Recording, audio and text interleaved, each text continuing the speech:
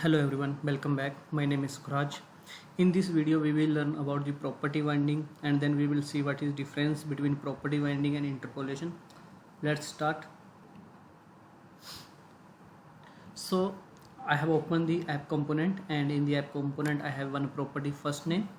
Now this is the property. I will bind this property with the text box like last time. We see how we can use this property in the interpolation, but this time we will bind this property using the property binding. Here I have a input type text box. So to bind the property, the we need to provide the value. So what is the value? Value is the name. Name is the property name.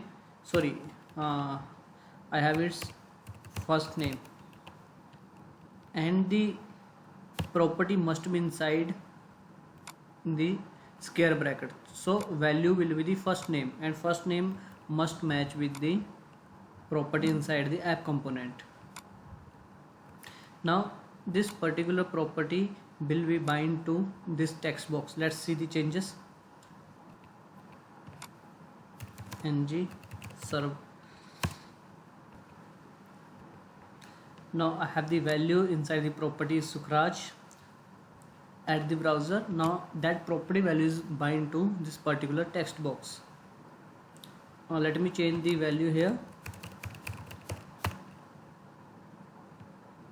Now value get also changed at the browser because the new value get bind to the text box.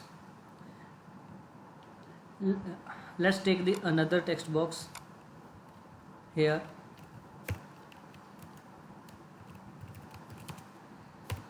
Now instead of winding with the property we can use the interpolation here. I hope you remember the syntax for interpolation.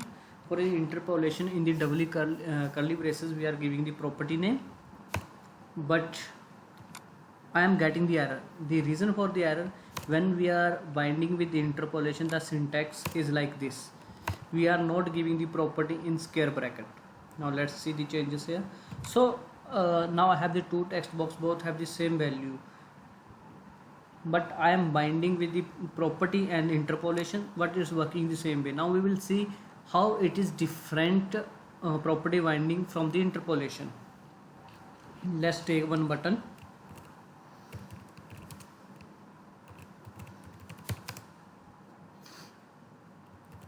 Name it click me. Like last time I show we can bind the click event with it, so I will bind the click event, click, and on the click event I will call the function set changes.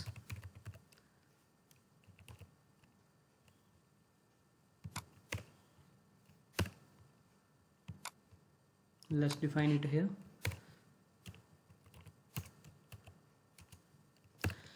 So now inside this function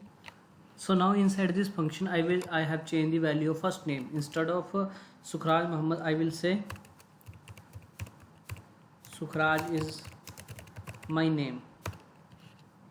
Now let's see what is the impact at the browser. When I'm clicking on the click me function, it will call this particular function set changes, and it will change the value of first name, which is binder to both the text box. When I'm clicking on it, both the text box value get changed because it's a string value. Now I will try the same thing with the integer value, with the boolean value. Now let's see the changes will impact or not. For that, let's take another attribute here, disabled, and bind it with one property. Let's take another property here.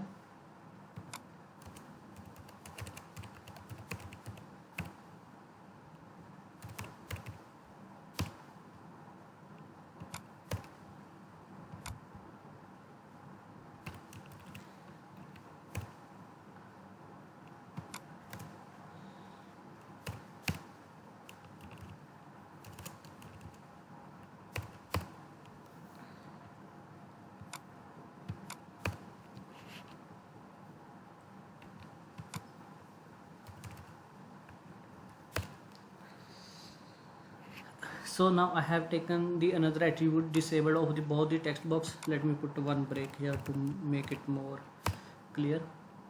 Now for the first text box where the first name is given as the property binding, as well as I provided the disabled as the property binding, and in the another I passed this value as a interpolation.